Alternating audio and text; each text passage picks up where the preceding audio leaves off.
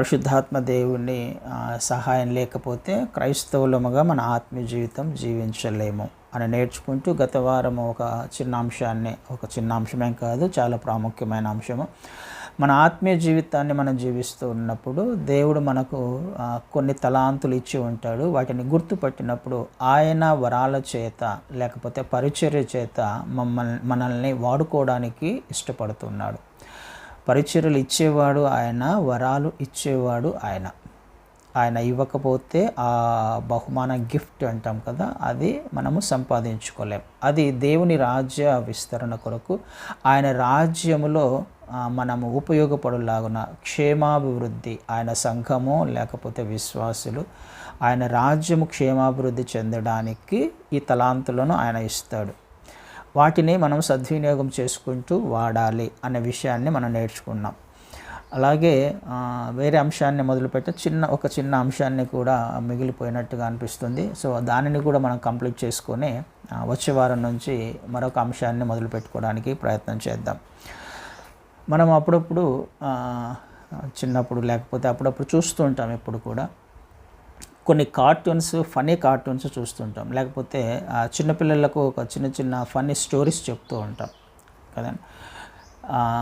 ఒక వ్యక్తి ఆ చెట్టు కొమ్మ మీద కూర్చొని ఆ చెట్టు కొమ్మనే నరుకుతూ ఉన్నట్టుగా, అంటే కట్ చేస్తూ ఉన్నట్టుగా మనం కార్టూన్స్ చూస్తూ ఉంటాం కదా. చెట్టు కొమ్మ మీద కూర్చొని ఆ కొమ్మనే నరుకుతూ ఉంటాడు. లేకపోతే ఒక స్టోరీ చెప్తూ ఉంటాం. ఒక వ్యక్తి చాలా బీదవాడు, ఎవరు లేని అనాథ, తినడానికి తిండి లేని పరిస్థితులు, చాలా బాధపడేవాడు. చివరి దశలో పాపం ఏం చేయాలో తిండి లేక అక్కడక్కడ డస్ట్బిన్స్ దగ్గరికి వెళ్ళి ఏరుకుని తినే ఆ వ్యక్తికి దేవుడు ప్రార్థన చేసుకుంటున్నాం, అయ్యా ఏంటి నా పరిస్థితి అన్నప్పుడు దేవునికి కూడా కనికరం కలిగి ఆ వ్యక్తికి ఒక బాతునిచ్చాడంట, బంగారు బాతునిచ్చాడంట. ఇది బాతునిచ్చి ప్రతిరోజు నీకు ఒక బంగారు గుడ్డు పెడుతుంది, దానితో నువ్వు సంతోషంగా ఉండు అని చెప్తే ఆ వ్యక్తి సంతోషించి రోజు ఒక బంగారు గుడ్డు పెడుతూ ఉంటుంది. దాని ద్వారా ఆ వ్యక్తి మెల్లమెల్లగా అన్ని ఆకలి విషయంలో కానీ లేకపోతే తను సెటిల్ అవ్వడం విషయంలో కానీ ఒక స్థిరత్వాన్ని సంపాదించుకున్న తర్వాత ఒక ఆలోచన వస్తుంది, రోజు ఒక గుడ్డే ఎందుకు, కడుపులో ఒకేసారి ఎన్ని గుడ్లు ఉంటే అన్నీ తీసేసుకొని నేను ఒక ధనవంతుని అయిపోతాను అని ఆ బాతును చంపేసి చూస్తే అందులో ఒక గుడ్డు కూడా ఉండదు కదండి. ఆ వ్యక్తి యొక్క మనస్తత్వము ఆలోచన చేయడానికి ప్రయత్నం చేద్దాం. ఇది తమాషగా ఒక స్టోరీ మాదిరి అనిపించినా అందులో ఒక మీనింగ్ ఉంది కదండి. ప్రతిరోజు ఆ వ్యక్తికి కావలసిన ఆహారాన్ని లేకపోతే జీవించడానికి అవసరమైన పరిస్థితిని ఆ బాతు సమకూరుస్తూ వస్తుంది.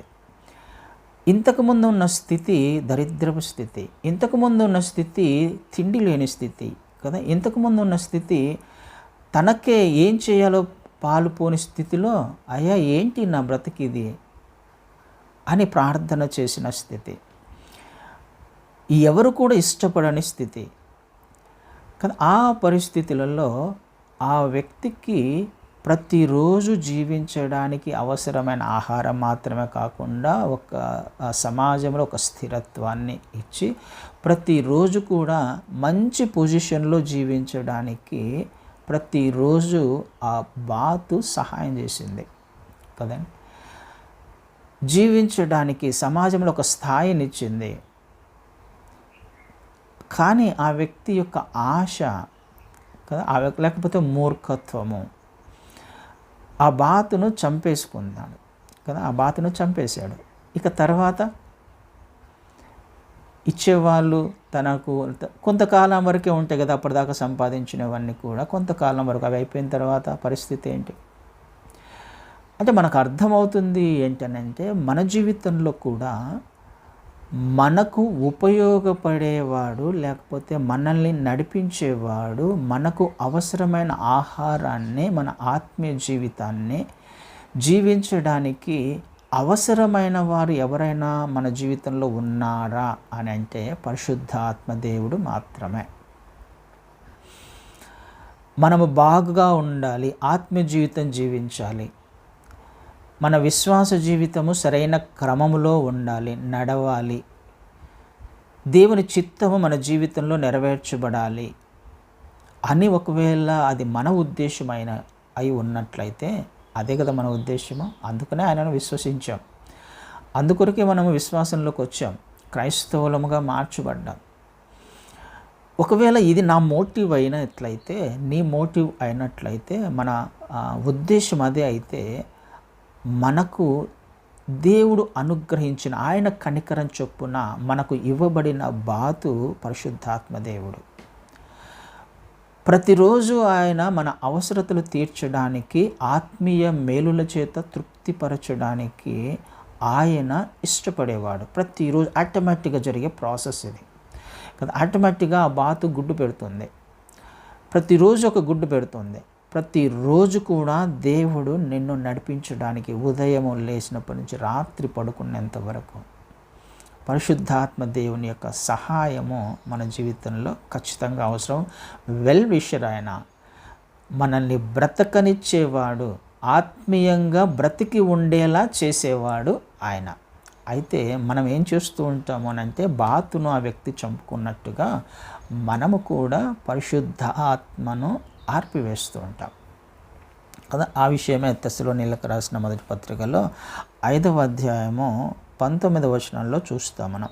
ఆత్మను ఆర్పకుడి అని, ఆత్మను ఆర్పకుడి కదా. మూర్ఖత్వంతో ఆ వ్యక్తి ఏ విధంగా అయితే బాతును చంపేసుకున్నాడో, తన జీవనాధారాన్ని కోల్పోయాడో, తన మంచి స్థితినిచ్చే ఆధారమైన బాతును కోల్పోయాడో, ఎగ్జాక్ట్గా అదేవిధంగా మనం కూడా మన స్వభావాన్ని బట్టి కదా, అది మూర్ఖత్వం అనుకోవాలో లేకపోతే ఇంకొకటి అనుకోవాలో, ఏదైనా పేరు పెడదాం, ఆ స్వభావాన్ని బట్టి మనం ఏం చేస్తూ ఉంటాము అంటే ఈ ఆత్మను ఆర్పేస్తూ ఉంటాం. పరిశుద్ధాత్మ దేవుని నోరు మూసేలా చేస్తూ ఉంటాం. నడిపింపును మనంతకు మనమే కాదంటూ ఉంటాం. ఇది మనము ఖచ్చితంగా ఆలోచించాల్సిన అవకాశం ఉంది, అవసరం ఉంది. మనమే ఆర్పేస్తుంటాం. ఆత్మను ఆర్పకుడి అంటే అర్థం ఏంటి? ఎవరు ఆర్పుతున్నారు? బయటి వాళ్ళు ఆర్పరు. ఆ బాతును ఆ వ్యక్తి చంపేసుకున్నాడు, వేరే వాళ్ళు కాదు. మనము కూడా ఆత్మను మనమే ఆర్పేస్తూ ఉంటాం. మన స్వభావమును బట్టి, మనము జీవించలేని విధానాన్ని బట్టి, దేవుడు లేకపోతే పరిశుద్ధాత్మ ఇలా ఉండు అని చెప్తున్నప్పుడు అలా ఉండలేని స్థితిని బట్టి కదా, ఇలా నడవమని చెప్పినప్పుడు అలా నడవలేని స్థితిని బట్టి, ఇలా మాట్లాడు అన్నప్పుడు అలా మాట్లాడలేని స్థితిని బట్టి మనమే ఆయనను ఆర్పేస్తూ ఉంటాం. ఎలా ఆర్పేస్తూ ఉంటామంటే ఈ వచనాలను వేరే వచనాలు కాకుండా ఇందులోనే నేర్చుకోవడానికి ప్రయత్నం చేద్దాం. 15వ వచనం నుంచి చదువుతాను నేను. మొదటి తెస్సలో ఏ విధంగా మనం పరిశుద్ధాత్మను ఆర్పేస్తూ ఉంటాము. ఎవడును కీడునకు ప్రతి కీడు ఎవనికైనాను చేయకుండా చూచుకొనుడి.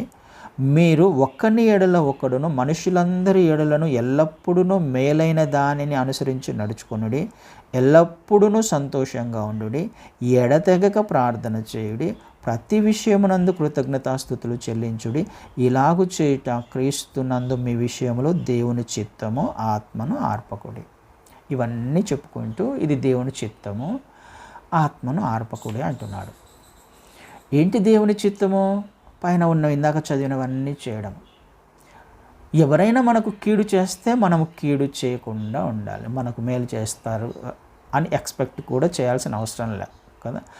మనం వాళ్ళు మేలు చేసినా, మనకు మేలు చేయకపోయినా, ఒకవేళ కీడు చేసినా మనము ప్రతి కీడు చేయకూడదు కదా. నాకు అవమానము కలిగించేలా లేకపోతే నన్ను దూషించేలా, నన్ను ద్వేషించేలా చేసిన ఆ వ్యక్తిని, నన్ను అవమానించిన ఆ వ్యక్తిని ఏ విధంగా నేను ప్రేమిస్తానో అని అనుకోకూడదట. మనము ఆ వ్యక్తిని ద్వేషించకూడదట. ఏ పరిస్థితుల్లో కూడా ఆ వ్యక్తి సమయము దొరికినప్పుడు ఆ వ్యక్తి గురించి తప్పుడు మాటలు లేకపోతే వేరే వేరే విషయాలు ఆ వ్యక్తికి అవమానము కలిగేలా, ఆ వ్యక్తిని సిగ్గుపరిచేలా మనము ప్రతి కీడు చేయకూడదట. ఇలా చేస్తున్నాము అని అంటే ఏమని అర్థం? మనలో ఉన్న ఆత్మ యొక్క స్వభావం అది కాదు. ఆత్మదేవుడు మనల్ని నడిపించేది ఆ మార్గములో కాదు. ఆ మార్గము కాదయ్యా, ఇలా వెళ్ళాలి అని అంటే, కాదు నేను ఇలా చేస్తాను అని అంటే ఆయన ఏమైపోతాడు? ఆరిపోతాడు కదా. మేలైన దానినే చేయాలంట. ఎదుటి వ్యక్తికి మేలు చేస్తూనే ఉండాలి. అలా కాదు, కీడు చేసే ప్రయత్నం చేస్తే, అది కాదు నాన్న అని చెప్పే ప్రయత్నం చేస్తే, నీకు తెలియదులే, నోరు మూసుకొని నేను ఇలాగే చేస్తాను అని అన్నప్పుడు ఆయన ఆరిపోతాడట. ప్రార్థన చేసుకోవాలట. ప్రతిరోజు క్రైస్తవులముగా మనం ప్రార్థనలో గడపాలట. ప్రార్థన చేసుకోకపోతే, దేవునితో సహవాసములో ఉండకపోతే, సంబంధం కలిగి ఉండకపోతే ఆయన ఆరిపోతాడట కదా. ప్రతి విషయంలో కృతజ్ఞతలు తెలియచేయాలంట. దేవుడు నాకు ఈ అవకాశం ఇచ్చాడు, మరొక రోజుని ఇచ్చాడు, మరొక అవకాశాన్ని ఇచ్చాడు, ఈ మేలులు చేశాడు, ఈ ఆశీర్వాదం ఇచ్చాడు, ఇది నేను పొందుకునేలా చేశాడు. ప్రతి విషయంలో కూడా కృతజ్ఞతలు తెలియచెప్పాలట. అంటే ప్రతి విషయంలో దేవుడు లేకపోతే పరిశుద్ధాత్మ దేవుడు నిన్ను ఆత్మీయంగా బలపరచడానికి, ఆత్మీయతలో రోజు రోజుకు ఎదిగేలా చేయడానికి, నీలో నాలో ఉన్న ఆ మలినాలను తీసివేయడానికి ఇష్టపడుతున్నాడు. మనల్ని పరిశుద్ధతలో ఎదిగేలా చేయడానికి ఇష్టపడుతున్నాడు. ఎందుకు? క్రీస్తు రాకడలో మనం పరిశుద్ధంగా కనిపించాలి కాబట్టి. ఆయన వచ్చినప్పుడు మన ఆత్మీయ జీవితం అలా ఉండాలి కాబట్టి, ఈయన ఆ బాధ్యత తీసుకున్నాడు. అందుకనే క్రీస్తు వారు పరిశుద్ధాత్మను పంపించాడు. ఆదరణకర్త నేను పంపిస్తానని ఆయన తిరిగి వెళ్ళి పరిశుద్ధాత్మ దేవుణ్ణి పంపించింది. అందుకే మనము పరిశుద్ధపరచబడుకుంటూ జీవించడానికే. ఈ ప్రాసెస్లో ఆయన ఉన్నప్పుడు, ఆయన చేస్తూ ఉన్నప్పుడు మనమే ఏం చేస్తున్నాం? మన మేలులు కోరుకునేవాడు పరిశుద్ధాత్మ దేవుడు. కాకపోతే మనం ఏం చేస్తున్నామనంటే ఆయన నోరు మూసేస్తున్నాం. ఆయన నడిపింపును మనమే కాదనేలా చేస్తున్నాం, ఆర్పేస్తున్నాం. మనమే, వేరే వాళ్ళు కాదు కదా. ఆ బాతును చంపుకున్నది మనమే. మన క్షేమమును కోరుకునే వాడిని మనం నోరు మూసేలా చేస్తున్నాం. దేవుని ప్రణాళిక అది కాదు. ప్రియ సంగమా, ఏం చేయడానికి ఇష్టపడుతున్నాడు? మనల్ని చక్కగా ఒక ప్రణాళికలో ఆయన చిత్త ప్రకారం నడిపించడానికి, ఆయన ఉద్దేశాలు నెరవేర్చడానికి, మనకు అవసరమైన, మనకు క్షేమమైన కదా. బాతు గుడ్డు పెడుతుందంటే అది ఎవరి కొరకు? ఆ గుడ్డు ఎవరి కొరకు? బంగారు గుడ్డు ఎవరి కొరకు? ఆ వ్యక్తి కొరకే కదా, వేరే వాళ్ళ కొరకు కాదు. మనల్ని నడిపిస్తున్నవాడు ఎవరి కొరకు? ఇది మన కొరకే, మన క్షేమం కొరకే. మనకు తెలీదు, రేపు ఏం జరుగుతుందో మనకు తెలియదు, కానీ దేవునికి తెలుసు. ఏ పరిస్థితులు ఎలా వస్తాయో మన జీవితంలో మనకు తెలియదు, కానీ దేవునికి తెలుసు. అందుకనే మనం చేయాల్సింది బాతు గుడ్డు పెట్టేంత వరకు వెయిట్ చేయాలా, తీసుకోవాలా, అవసరానికి వాడుకోవాలి. మనం చేయాల్సింది కూడా అదే. ఆయన నడిపిస్తున్నప్పుడు ఆయన స్వరాన్ని వినాలి, ఆయనకు విధేయత చూపించాలి, చేసుకుంటూ వెళ్ళాలి. అప్పుడు నీ ఆత్మీయ జీవితము పరిశుద్ధతలో ఎదుగుతూ నీకు మేలు జరుగుతుంది, నీకు క్షేమము జరుగుతుంది, నువ్వు ఆశీర్వదించబడతావు. ఈ విషయాలను దేవుడు కోరుకుంటున్నాడు. చక్కగా నిన్ను నడిపించడానికి ఇవ్వబడిన ఒక వెల్ విషరు పరిశుద్ధాత్మ దేవుడు. నీకు తెలియని విషయాలు తెలియచెప్పడానికి ఇవ్వబడిన వెల్ విషరు పరిశుద్ధాత్మ దేవుడు. ఆయన ప్రణాళికలను బైబిల్లో చూసినప్పుడు అద్భుతంగా ఉంటాయి. ఆయన నడిపింపును చూసినప్పుడు చక్కగా ఆయన ఉద్దేశాలన్నీ నెరవేర్చుకుంటూ వస్తూ ఉంటాడు. అది యాక్సిడెంటల్గా జరిగిన విషయాలు ఏం కాదు. ఏవి కూడా బైబిల్లో రాయించినవి, లేకపోతే బైబిల్లో మనం నేర్చుకుంటున్నవి ఏవి కూడా వాటంతటి వాటిగా జరగట్లే. దేవుని యొక్క ప్రణాళిక చొప్పున చక్కగా అన్నీ కూడా మేలుకరంగా సమకూర్చి మేలుకరంగా ఆయన జరిగిస్తూ ఉన్నాడు. ఆయన యందు విశ్వాసం ఉంచినప్పుడు కదండి, అనుమతించినప్పుడు, ఆయన నడిపింపును మనం అనుమతించినప్పుడు ఏ విషయాన్ని తీసుకున్న, ఉదాహరణకి నిర్గమకాండంలో ఒక విషయాన్ని చూస్తాను. నిర్గమకాండము మొదటి అధ్యాయంలో, నిర్గమకాండము మొదటి అధ్యాయం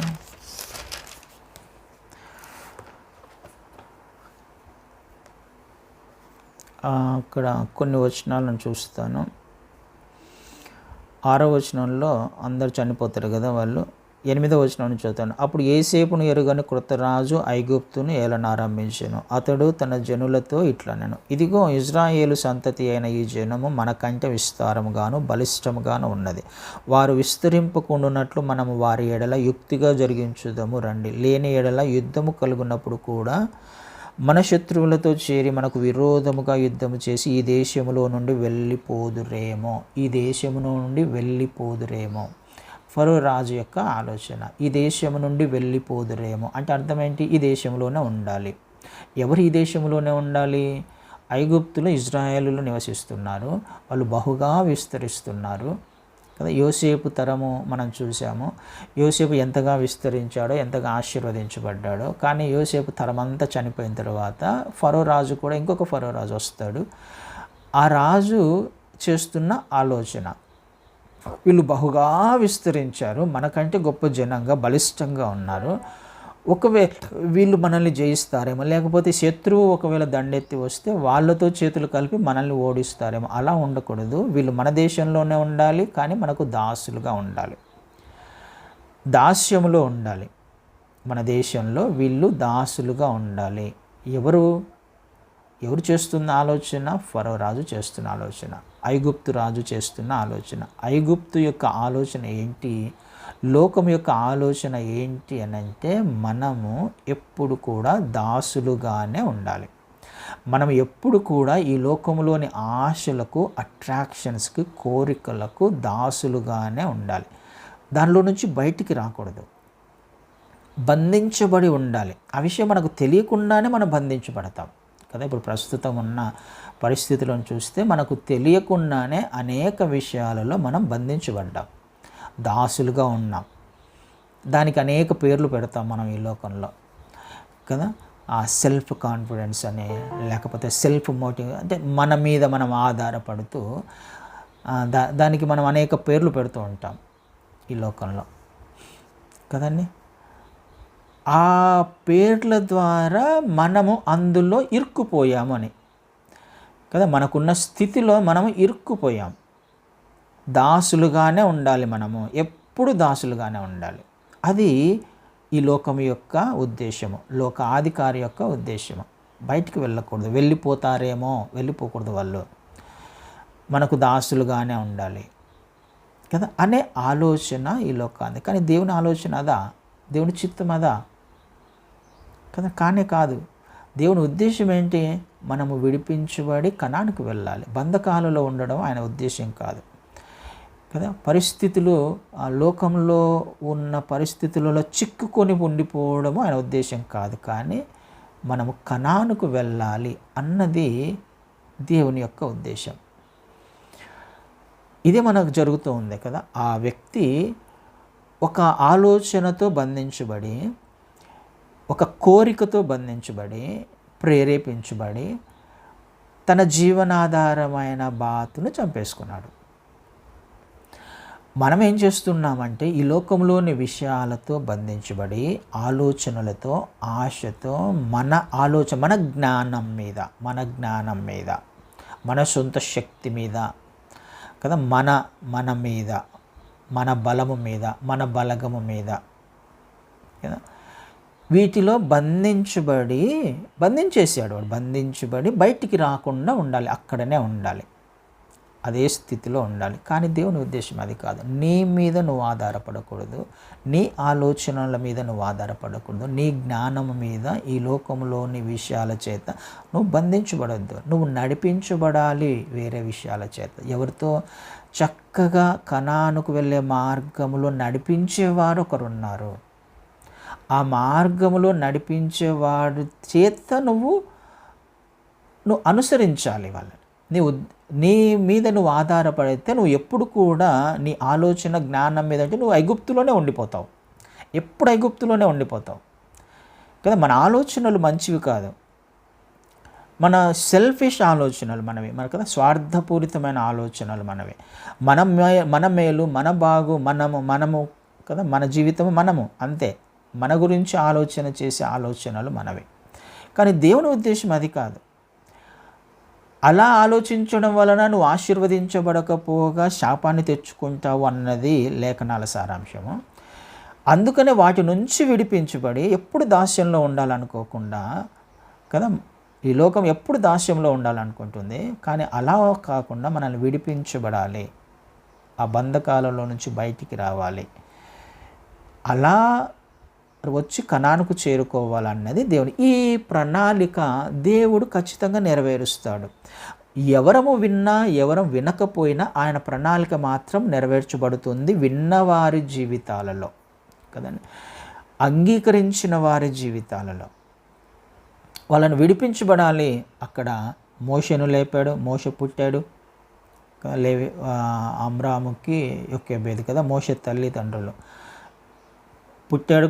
అందరు కుమారు ఇంకా వాళ్ళు పెరగకుండా ఉండడానికి కుమారులు ఎవరు పుట్టినా కానీ వాళ్ళని చంపేద్దామని చెప్పేసి వాళ్ళు విస్తరించకుండా మగపిల్లలు ఎవరు పుట్టినా చంపేస్తున్నారు. కానీ యొక్కేబేదు తనకు పుట్టిన కుమారుణ్ణి మోషేను 3 నెలలు కాపాడుకుంది. ఇది మనం నేర్చుకోవడానికి ప్రయత్నం చేయాలి. మనకు ఆశ ఉండాలి, దేవుని చిత్తము నెరవేర్చబడడానికి, దేవుని మార్గంలో నడవడానికి నాకు ఆశ ఉండాలి. పరిస్థితులు చాలా అననుకూలంగా ఉంటాయి కదండి. శత్రువు వస్తున్నాడు, ఏ సమయంలో తిరుగుతూనే ఉన్నారు. ఎవరెవరికి పుట్టారా పిల్లలు ఎవరెవరికి పుట్టారా అని అక్కడ ఉన్న మంత్రస్థానులతో ఎంక్వైరీ చేసుకుంటున్నారు, వాళ్ళ ద్వారానే చంపించేస్తున్నారు. పరిస్థితులు అననుకూలంగా ఉంటాయి కదండి, మనకు అసాధ్యమవుతుంది. కానీ ఒక చిన్న ఆశ నీలో ఉన్నట్లయితే, ఒక చిన్న నడిపింపు, దేవుని చిత్తంలో నడవాలి అన్న ఆశ నీలో ఉన్నట్లయితే, యొక్కేబేదులో ఉన్న ఆ ఆశ, నా కుమారుణ్ణి నేను రక్షించుకోవాలి కదా, కుమారుణ్ణి రక్షించుకోవాలి అనే ఆశ దేవుని మీద ఆధారపడిన వ్యక్తిగా ఒకవేళ ఉన్నట్లయితే ఒక 3 నెలలు కాపాడుకోగలిగింది, సాధ్యమైనంత వరకు కాపాడుకోగలిగింది. నీ ప్రయత్నం నువ్వు చేయాలి కదా, ఎవరి ప్రయత్నం వాళ్ళు చేయాలి దేవుని చిత్తంలో నడవడానికి. ఆ ప్రయత్నం చేస్తున్నప్పుడు దేవుని యొక్క నడిపింపు అద్భుతంగా ఉంటుంది, ఆయన చెప్పే ఆలోచనలు అద్భుతంగా ఉంటాయి కదా. చుట్టూ పరిస్థితులు ఎలా ఉన్నప్పటికీ, శత్రువు ఇంటి చుట్టూ తిరుగుతున్నప్పటికీ కూడా రక్షించుకోగలిగింది 3 నెలలు. ఇక అసాధ్యం కానప్పుడు ఆయన వైపు చూసాయా, ఏం చేయాలి, నా వలన కావట్లేదు. పెరుగుతూ ఉన్నప్పుడు పిల్లవాడి ఏడుపు కూడా ఎక్కువైపోతుంది కదా, వచ్చి కళ్ళ ముందరనే చంపేస్తారేమో.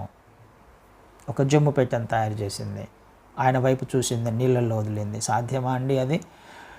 ఎక్కడికి వెళ్ళాలో ఆయనకు ఎక్కడికి వెళ్ళాలో దేవునికి తెలుసు కదా. ఎక్కడికి ఆ వ్యక్తి వెళ్తే క్షేమంగా ఉంటాడు, మోషేను ఎక్కడికి నడిపిస్తే క్షేమంగా ఉంటాడు దేవునికి తెలుసు.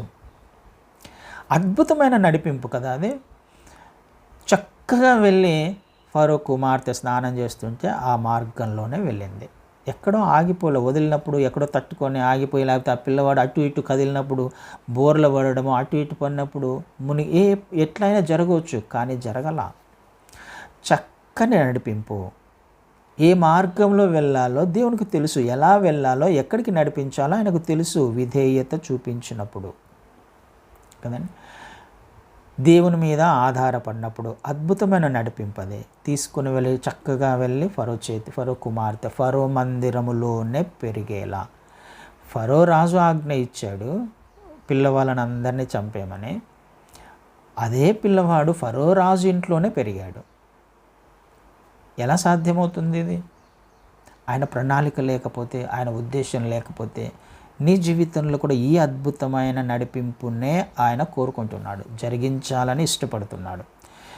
ఏ పరిస్థితులు ఎదురైనప్పటికీ అద్భుతంగా నడిపించడానికి ఇష్టపడుతున్నాడు కదా. అదే శత్రువు ఇంటిలోనే, అదే శత్రువుతోనే శత్రువు సిగ్గుపడేలా చేయడానికి ఆయన ఇష్టపడుతున్నాడు. అయితే నువ్వు విధేయత చూపిస్తున్నావా లేదా? ఆయన మీద ఆధారపడడానికి ఇష్టపడుతున్నావా లేదా? ఈ నడిపింపునే మనం ఏం చేస్తున్నాము అని అంటే, మనంతకు మనమే ఆర్పేస్తున్నాం. మన ఈగోస్ వలన కదా, మనం స్వాభిమానము అనే పేరు పెట్టుకుంటూ ఉంటాం కదా. అనేక పేర్లు ఉంటాయి మనకి ఈ లోకం అనేక పేర్లు పెడుతూ ఉంటుంది. ఆ పేర్లన్నీ పక్కన పెట్టేద్దాం ఫస్ట్. దానివలన ఏం ప్రయోజనంలా క్రైస్తవులకి కదా. ఈ లోకంలో పెట్టుకున్న ఏ పేర్లు కూడా పనికి మాలినవి, మనకు పనికి రానివి అవి. దేవుని మీద ఆధారపడడం తప్ప, ఆయన వైపు చూడడం తప్ప. చివరి దినాలలో ఆయన స్వరాన్ని వినడానికి ఇష్టపడదాం కదా. పరిశుద్ధాత్మ దేవుని సహాయము లేకుండా నువ్వు ఆత్మీయ జీవితాన్ని జీవించలేవు. మోషేను చక్కగా నడిపించి అందులోనే పెరిగాడు 40 సంవత్సరాలు. ఏమన్నా అయిందా మోషేకి? కదండి. ఇది దేవుని యొక్క ప్రణాళిక. నీ జీవితంలో ఈ నడిపింపునే కోరుకుంటున్నాడు ఆయన. కానీ మనం ఆర్పేస్తున్నాము మన ఆలోచనలతో, మన జ్ఞానముతో, చేయకూడని పనులు చేయడం ద్వారా కదా. ఇది నేర్చుకోవడానికి ప్రయత్నం చేద్దామండి. పరిశుద్ధాత్మ దేవుని గురించి అన్నీ నేర్చుకున్నాం, చాలా వరకు అవసరమైన విషయాలన్నీ నేర్చుకున్నాం. ఈ విషయంలో కూడా జాగ్రత్త కలిగి ఉండడానికి ప్రయత్నం చేద్దాం. మనమే ఆర్పేస్తున్నాం ఆయన నడిపింపును, మనమే కాదంటున్నాం. మన ఆలోచనల చేత, మన జ్ఞానాన్ని ఉపయోగించి. రూతు జీవితాన్ని తీసుకోండి. ఎక్కడిది రూతు? ఎవరు రూతు? మోయాబీయురాలు, అన్యురాలు.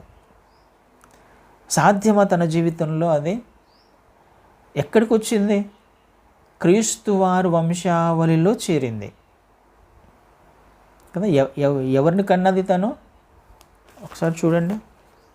రూతు గ్రంథంలో 4వ అధ్యాయము చివరి లైన్ 21వ వచనము. రూతు గ్రంథము 4వ అధ్యాయము చివరి వచనంలో బోయేజు ఒబేదును కనెను, ఒబేదు యెషయిని కనెను, యెషయి దావీదును కనెను. బోయేజును పెళ్లి చేసుకుంది రూతు వచ్చి. ఎలా పెళ్లి చేసుకోగలిగింది బోయేజుని? రూతు కలిగి ఉన్న క్యారెక్టర్, రెస్పాన్సిబిలిటీ కదా. అద్భుతమైన మాట అంటుంది మొదటి అధ్యాయంలో, నా వెంబడి రావద్దనియు నన్ను విడిచిపెట్టమని. మొదటి అధ్యాయం 16వ వచనంలో, నా వెంబడి రావద్దనియు నన్ను విడిచిపెట్టుమనియు నన్ను బ్రతిమాలుకొనవద్దు. నీవు వెళ్ళు చోటకి నేను వచ్చేదను, నీవు నివసించు చోటనే నేను నివసించేదను. నీ జనమే నా జనము, నీ దేవుడే నా దేవుడు. నీవు మృతి పొందు చోటును నేను మృతి పొందను, అక్కడనే పాతి పెట్టబడేదను. మరణము తప్ప మరి ఏదైనాను నన్ను ప్రత్యేకించిన ఎడల యెహోవా నాకు ఎంత కీడైనా చేయునుగాక. రెస్పాన్సిబిలిటీ. చేయాల్సిన పని ఏంటంటే మనకు ఇవ్వబడిన స్థాయిలో, స్థితిలో సీరియస్గా, సిన్సియర్గా ఉండడమే. మనము సీరియస్గా మన ఆత్మీయ జీవితాన్ని మనకి ఇవ్వబడిన స్థాయిలో, మనకి ఇవ్వబడిన పాత్రలో మనకంటూ ఒక క్యారెక్టర్ ఉంది. ఈ క్యారెక్టర్ని మనము సీరియస్గా, సిన్సియర్గా పోషించడమే. అంతే మనం చేయాల్సింది. రూతు చేస్తున్న పని అదే. భర్త చనిపోయాడు, మామూలు ఇల్లును కూడా వదిలిపెట్టాలి కదా. మోయాబు దేశాన్ని వదిలిపెట్టాలి. ఎవరు లేరు, నయం ఒక్కతే ఉంది. సేవ చేయాలి పోయి కదా. కానీ బాధ్యతగా తను చేసిన ఆ స్థితిని బట్టి, తన మాటను బట్టి, తను కలిగి ఉన్న ఆ రెస్పాన్సిబిలిటీని బట్టి ఎక్కడొచ్చి చేరింది? అసాధ్యం అనుకున్న ఆమె జీవితంలో క్రీస్తు వారి వంశావళిలో వచ్చి చేరింది. ఎవరిని కన్నది? ఒబేదును కన్నింది. ఒబేదు ఎవరు? యెషయిని కనెను, యెషయి దావీదును కనెను. దావీదు మనవడవుతాడు కదా, ముని మనవడవుతాడు కదా రూతుకి. ఎంత అద్భుతమైన ఎలా సాధ్యమైంది ఇది? ఒక ప్రణాళిక కాదా? ఏ విధమైన ప్రణాళిక? ఎలా వచ్చింది ఆ ప్రణాళిక? నీ బాధ్యత, నా బాధ్యత మనము చక్కగా నెరవేరుస్తూ ఉన్నప్పుడు, ఆయన చిత్తానికి లోబడి విధేయత కలిగి జీవిస్తున్నప్పుడు అద్భుతమైన ఆశీర్వాదం, ఊహించలేని ఆశీర్వాదం కదండి. అసాధ్యం అనుకున్న ఆశీర్వాదం సాధ్యమా రూతుకి?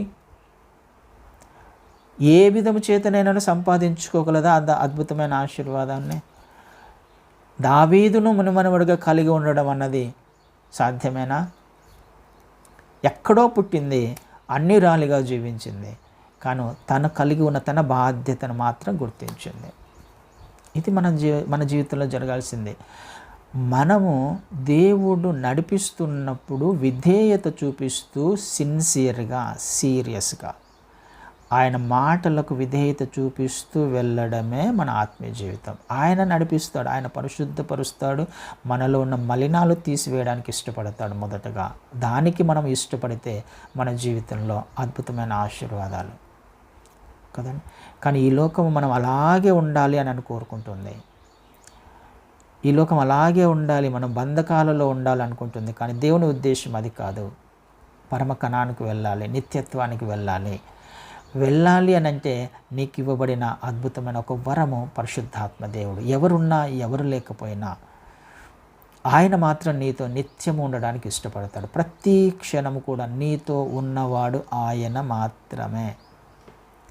నిన్ను నడిపించేవాడు కదా. నీ భార్య నీకు తోడుగా ఉందో లేదో తెలియదు, ఉంటుందో లేదో తెలియదు. నీ భర్త నీకు తోడుగా ఉంటాడో లేదో నీకు తెలియదు. నీ పిల్లలు నీకు తోడుగా ఉంటారో లేదో తెలియదు. కానీ ఎవరు తోడుగా ఉన్నా లేకపోయినా పరిశుద్ధాత్మ దేవుడు మాత్రము నిత్యము కదా, నిత్యము ఆయన మనల్ని ముద్రించాడు. విమోచన దినము వరకు ఆయన చేత మనం ముద్రించబడ్డాము అని చూస్తాం లేఖనాలు. విమోచన దినము వరకు అంటే మనం ఈ లోకాన్ని విడిచిపెట్టి వెళ్ళిపోయేంత వరకు, లేకపోతే దేవుని రాకడ వచ్చేంత వరకు కదా.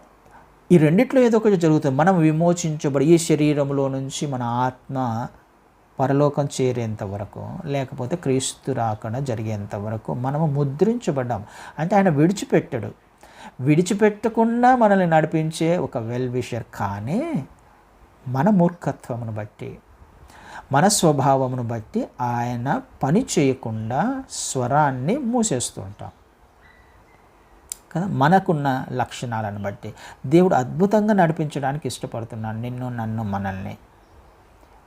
వినడానికి ఇష్టపడదాం, ఆయన స్వరాన్ని వినడానికి ఇష్టపడదాం, ఆయన మార్గంలో నడవడానికి ఇష్టపడదాం, విధేయత చూపిద్దాం. ప్రతి విషయంలో కూడా ఆయన నిన్ను హెచ్చించడానికి, ఘనపరచడానికి, అనేక మందికి మాదిరికరంగా, ఆశీర్వాదకరంగా ఉంచడానికి, మేలుల చేత తృప్తిపరచడానికి ఇష్టపడేవాడు ఆయన. అది రేపు జరగవచ్చు, ఎల్లుండి జరగవచ్చు. అది మనకు కనపడదు కాబట్టి ఈరోజు మనంతకు మనం కొన్ని నిర్ణయాలు తీసుకుంటూ ఉంటాం. కానీ ఒకరోజు నీకు శాశ్వతమైన శోభాతిశయముగా, శాశ్వతమైన ఆశీర్వాదము చేత అందరి కదా, ఎక్కడైతే మనం ఘనపరచబడాలో ఆయనకు తెలుసు, అక్కడ మనం ఘనపరచబడతాం. మనల్ని ఆయన హెచ్చిస్తాడు. ఎవరి ముందర హెచ్చించాలో, ఎవరి ముందర ఘనపరచబడాలో, ఎక్కడ ఘనపరచబడాలో అక్కడ ఘనపరుస్తాడు ఆయన. ఘనంగా ఆయన మనల్ని వాడుకోవడానికి ఇష్టపడుతూ ఉన్నాడు, నడిపించడానికి ఇష్టపడుతూ ఉన్నాడు. ఆలోచన చేద్దాం, ఆత్మను ఆర్పొద్దండి. మన బలహీనతల వలన, మనకున్న లక్షణాల వలన ఆత్మను ఎట్టి పరిస్థితుల్లో ఆర్పివేయద్దు. ఆమేన్. అట్టి కృప దేవుడు మనందరికీ అనుగ్రహించునుగాక.